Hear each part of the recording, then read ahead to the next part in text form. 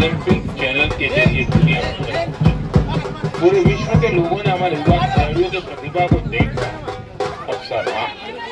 मैं सभी पदक विजेताओं विशेषकर टॉप 3 विनर्स महाराष्ट्र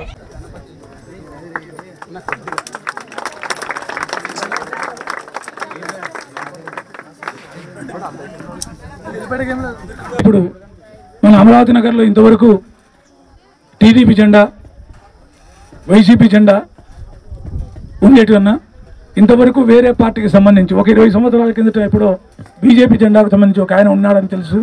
ఆయన ఇప్పుడు లేరని, ఆయన చనిపోయినారు. ఆయన చనిపోయిన తర్వాత బీజేపీ జెండా అనేది లేదన్నా. ఇప్పుడు మన బీజేపీ పార్టీలో చేరడానికి దాదాపు యువకులందరూ కూడా ఇక్కడ నిలబడుకున్న యువకులంతా ముందుకు వచ్చినారన్నా. వీళ్ళందరినీ స్వచ్ఛందంగా వాళ్ళందరూ కూడా మన దగ్గరికి వస్తున్నారన్న. దయచేసి మనం వాళ్ళని కూడా ఆదరించాలి. ఆహ్వానిస్తున్నానన్న నేను పార్టీలోకి మీ తరఫున. మీరు అనుమతిస్తే వాళ్ళందరూ కూడా వచ్చి వేదికపైకి వచ్చి కండువా కట్టుకుంటారన్న. వీరేష్, నాగేష్, చిన్న, సత్య, సాయి, ఆది, జమ్మన, చక్ర, మహేంద్ర,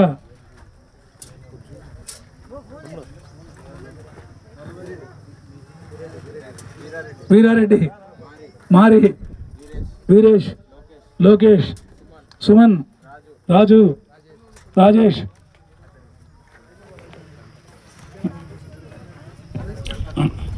గణపతి, చిక్కన్న, బాలరాజు, వీరన్న, రాండ్రా మీరు మీరు పేర్లు గుర్తురావు. రండి రండి రండి. కార్పెంటర్ వీరన్న కండు వేసుకున్నంతా ఒక చోట ఒక దగ్గర పెట్టుకోండి. ఒక గ్రూప్ ఫోటో దిగుతాం. తర్వాత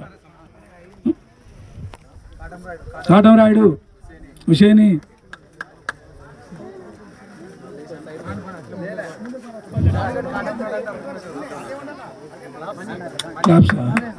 అమ్మ ఒకసారి తప్పట్టు కొట్టాలమ్మా. మన వాళ్ళు మనం కొత్త పార్టీ మన వార్డులో పుట్టింది. మన వార్డులో కొత్త పార్టీ పుట్టింది కాబట్టి మీ అందరూ కూడా సంతోషంగా ఆదరాభిమానంతో ఆదరించాలమ్మా. మణి, చరణ్, చరణ్, ఈశ్వర్,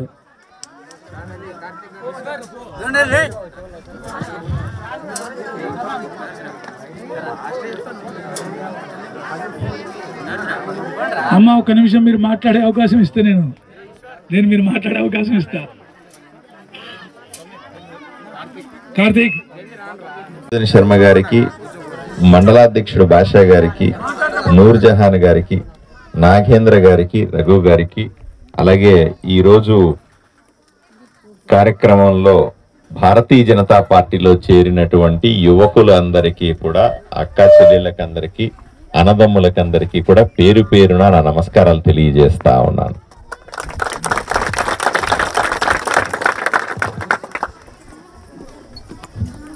అమరావతి నగరు అనగానే నాకు ఒక స్పష్టత ఉంది. ఇక్కడున్న కష్టాలు నేను 2-3 సార్లు వచ్చి చూశాను.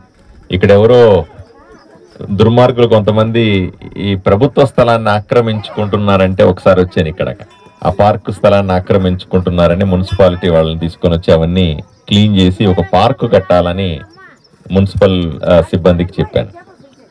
అలాగే 2-3 సార్లు ఇక్కడ తిరిగాను. కానీ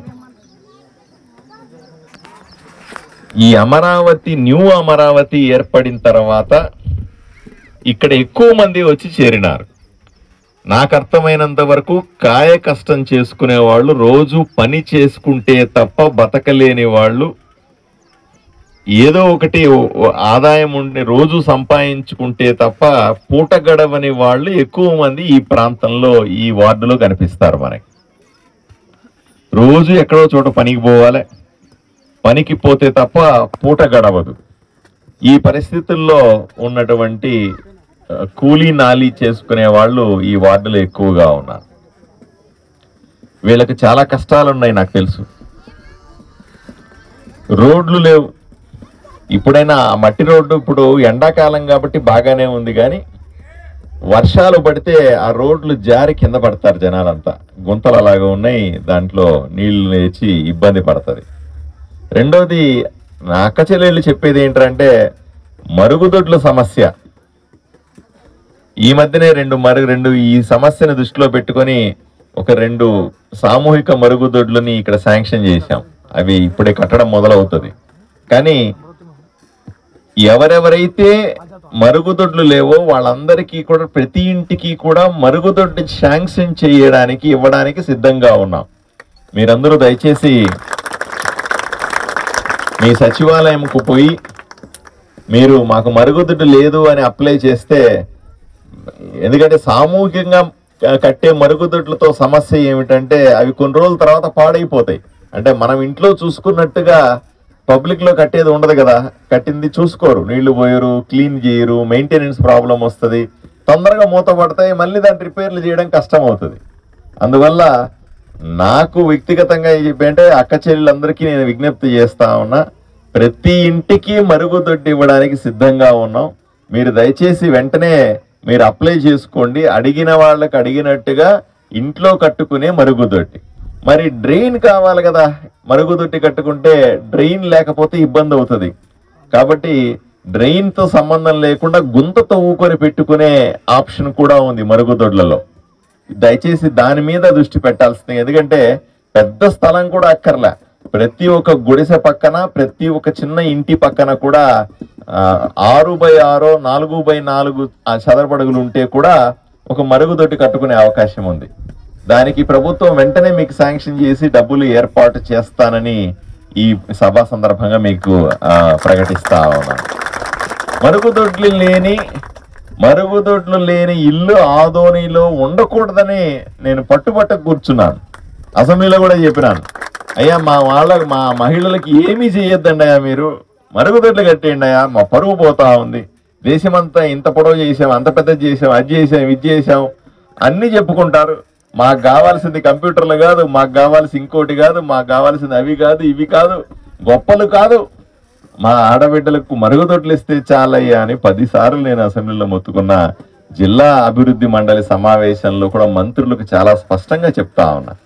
అందువల్లే కావాల్సినన్ని మరుగుదొడ్లు ఆదోనికి తీసుకోండి అని నాకు పర్మిషన్ ఇచ్చినారు. కాబట్టి ఏ ఊర్లో ఏ వార్డులో ఎక్కడ మరుగుదొడ్లు అడిగినా ఇవ్వడానికి సిద్ధంగా ఉన్నా. దయచేసి మీరు సచివాలయానికి రండి, అప్లై చేసుకోవాల్సింది. ఇక రెండవది, ఎక్కువ మందికి పేదలకి ఇళ్ళు లేవు, పట్టాలు లేవు. ఇప్పుడు భూమి లేని పేదవాళ్ళందరికీ కూడా 2 సెంట్ల స్థలాన్ని కేటాయించడానికి ప్రభుత్వం సిద్ధంగా ఉంది, నేను సిద్ధంగా ఉన్నాను. దయచేసి పేదవాళ్ళందరూ కూడా వెంటనే వచ్చి మీకు భూమి లేదు అనే విధంగా సర్టిఫికెట్లు అక్కడ ఇస్తే మేము వెరిఫై చేసుకుంటాం. మీకు అందరికీ కూడా భూమిని ఎక్కడో చోట దగ్గర దూరం ఒకటి ఉదాహరణ చూడండి. ఒకప్పుడు అమరావతి అంటే ఊరికి చాలా దూరం, ఎవరు వచ్చేవాళ్ళు కూడా కాదు. ఈరోజు చూడండి ఇక్కడ ఇంతమంది నివసిస్తా ఉన్నారు. అంటే అర్థం ఏంటి? ఒకప్పుడు దూరంగా ఉన్నది తర్వాత రోజుల్లో దగ్గర అయిపోతుంది. ఇప్పుడైనా సరే మీకు పట్టా భూమి ఎక్కడో ఇచ్చారనుకోండి, దూరంగా ఇచ్చినారనుకోండి, దూరంగా వచ్చినా దయచేసి తీసుకోండి. కొన్ని రోజుల తర్వాత అది దగ్గర అయిపోతుంది, అక్కడ పోయి నివసించడం మొదలు పెడతారు. కాబట్టి ఊరిలో ఏ పేదవాడికి కూడా భూమి లేదు అనే విధంగా ఇవ్వడానికి సిద్ధంగా ఉన్నాము అని చెప్పడానికి నేను మీకు ప్రయత్నం చేస్తా ఉన్నాను. వెంటనే పేదలందరూ కూడా ఈ అవకాశాన్ని సద్వినియోగం చేసుకోండి. ఇక మూడో విషయం, రేషన్ కార్డులు కూడా ఇప్పుడు సరిచేస్తా ఉన్నాం. ఒక ఇంట్లో అమ్మ నాన్న ఉంటారు, పిల్లలు పెద్దవాళ్ళు అయిపోతారు, 2 కుటుంబాలు అవుతాయి, ఒకే రేషన్ కార్డు ఉంటుంది. మరి ఒకే రేషన్ కార్డుతో ఇంతమంది ఉండలేరు కదా. 2 కొడుకులు ఉంటే 2 రేషన్ కార్డులు కావాలి. అమ్మ నాన్నకు ఒక రేషన్ కార్డు కావాలి, పెద్ద కొడుకు రేషన్ కార్డు కావాలి, చిన్న కొడుకు కూడా ఒక రేషన్ కార్డు కావాలి. ఇలా ఒక కార్డును 3 కార్డులు చేసే అవకాశం కూడా ఈరోజు మీకు కల్పిస్తా ఉన్నాం. దయచేసి మీరందరూ కూడా మీ సచివాలయంలో అప్లై చేసుకుంటే మీ కుటుంబాలని ఒక్కసారి మేము తరచి చూసుకొని తప్పనిసరిగా మీకు రేషన్ కార్డులో స్ప్లిట్ అంటారు, అంటే నువ్వు కూర్చోరా నాయన, నువ్వు పొద్దున మందు కూడా ఇంట్లో స్ప్లిట్ అంటారు. భార్యాభర్తకి భర్త చనిపోతే పొరపాటున ఎక్కడన్నా సరే భార్యకు ఆ రకమైనటువంటి వసతులు వచ్చే అవకాశం లేదు. దాన్ని కూడా ఏర్పాటు చేస్తా ఉన్నాం. ఇవన్నీ కూడా పేదల్ని దృష్టిలో పెట్టుకొని, ముఖ్యంగా అమరావతి లాంటి వార్డుల్ని దృష్టిలో పెట్టుకొని చేస్తున్న కార్యక్రమాలు. ఇక నేను వస్తా ఉంటే కూడా మహిళలు కొంతమంది ఆపి అడుగుతా ఉన్నారు, అన్న నువ్వు ఇట్లా వచ్చి చూడాలా అన్నారు. అమ్మ ప్రోగ్రాం పోయిస్తాను, వచ్చేటప్పుడు తప్పనిసరిగా చూస్తానని చెప్పాను. పోయేటప్పుడు వాళ్ళ ఇళ్ళ దగ్గర కూడా చూసి వెళ్తాను. నేను తప్పనిసరిగా రోడ్లు అవసరం. ఇక్కడ ఆదోనిలో ఎంత భయంకరంగా ఉందంటే, ఎన్ని డబ్బులు తెచ్చి పెట్టినా, ఎన్ని రోడ్లు వేసినా ఇంకా రోడ్లు కావాలి, ఇంకా డ్రైన్లు కావాలా అన్ని సమస్యలు ఉన్నాయి. నేను ఎమ్మెల్యే అయిన తర్వాత దగ్గర ఇంకా 11 నెలలు అయింది. ఇంకొక నెల గడిస్తే సంవత్సరం అయిపోతుంది నేను ఎమ్మెల్యే అయ్యి. సంవత్సరంలో, ఒక సంవత్సర కాలంలో మున్సిపాలిటీ నుంచి మనము రమారమి 45 నుంచి 50 రోడ్లు వేసాం. ఈ 45-50 రోడ్లు మళ్ళీ ఇప్పుడు కొత్తగా ఇంకొక 42 రోడ్లు, సుమారుగా 100 రోడ్లు వేస్తా ఉన్నాం. అంటే సంవత్సరాల్లో నేను వచ్చిన తర్వాత వేరే వార్డులు అంతా కలిపి 100 రోడ్లు పూర్తి చేయాలనే గట్టి పట్టుదలగా ఉన్నాం. ఇన్ని వేస్తే కూడా ఇంకొక 300-400 రోడ్లు వేయాల్సి వస్తుంది ఈ మున్సిపాలిటీలో. అంటే ఎంత డబ్బులు వచ్చినా సరిపోవట్లేదు. ఈ 20-30 సంవత్సరాలుగా పూర్తిగా ఇబ్బంది పడినటువంటి ఆదోనిలో అన్ని రోడ్లు వేసేయాలంటే చాలా సమయం పడుతుంది. దయచేసి నా 5 ఏళ్ల సమయంలో వీలైనన్ని ఎక్కువ రోడ్లు వేస్తానని మీకు అందరికీ హామీ ఇస్తా ఉన్నాను. తప్పనిసరిగా ఎక్కడ అర్జెంట్ ఉందో, ఎందుకంటే ఉదాహరణకి అమరావతిలోనే 20-30 రోడ్లు ఉన్నాయి, అవునా కదా? 20-30 రోడ్లు ఇక్కడే వేసేస్తే మిగతా వార్డులో వాళ్ళు గొడవ చేస్తారు కదా. అందువల్ల ఇక్కడ 2, ఆ వార్డులో 2, ఆ వార్డులో 2, ఆ వార్డులో 2 అట్లా వేసుకుంటా పోతాం. మళ్ళీ డబ్బులు వస్తే మళ్ళీ ఇక్కడ 2, అక్కడ 2, అక్కడ 2. ఎందుకంటే 42 వార్డుల్లో కూడా రోడ్లు వేయాలి కదా, 42 వార్డుల్లో కూడా అభివృద్ధి పనులు జరగాలి కదా. అందువల్ల వచ్చిన డబ్బుల్ని తలా కాసింత పెట్టి అభివృద్ధి చేసే పని ఉన్నాం. తప్పనిసరిగా నేను రెగ్యులర్గా చూస్తూ ఉన్నాను, వస్తూ ఉన్నాను. రాబోయే 5 ఏళ్ళు నేను ఎమ్మెల్యేగా ఉండగా మొదటి తరంలోనే వీలైన ఎక్కువ రోడ్లు పూర్తి చేయడానికి ప్రయత్నం చేస్తానని మీ అందరికీ హామీ ఇస్తా ఉన్నాను. ఎందుకంటే అన్ని రోడ్లు నా దగ్గర మంత్రదండం ఉండదు. ఇట్లా అంటే రోడ్లన్నీ టకటక వచ్చేవి, సాధ్యం కాదు. ప్రభుత్వం దగ్గర కూడా డబ్బులు లేవంటారు. ఇప్పుడు నేను పోయి పైన అడుగుతా ఉన్నాను, ఆదోనికి ప్రత్యేకంగా డబ్బులు ఇవ్వండి, ఆదోనికి ఎక్కువ డబ్బులు ఇవ్వండి, ఆదోనికి ఇంత కావాలా అంత కావాలా, మంచినీళ్ళ కోసం నాకు 1000 కోట్లు కావాలా, ఇట్లా అడుగుతూ ఉంటే వాళ్ళు చెప్తారు, అయ్యా నువ్వు ఇన్ని ఆదోనికి అడిగితే మిగతా ఊర్లకి ఏమి ఇచ్చేదయ్యా, నీకు గొంతుంది కాబట్టి నువ్వు అరుస్తావు కాబట్టి నీకు ఎంతో కొంత ఎక్కువ డబ్బులు ఇస్తాము, అయినప్పటికి కూడా అంతా నీకే ఇచ్చేయలేం కదా అంటారా ముఖ్యమంత్రి కదా. ముఖ్యమంత్రి డబ్బులు ఇవ్వాలి కదా.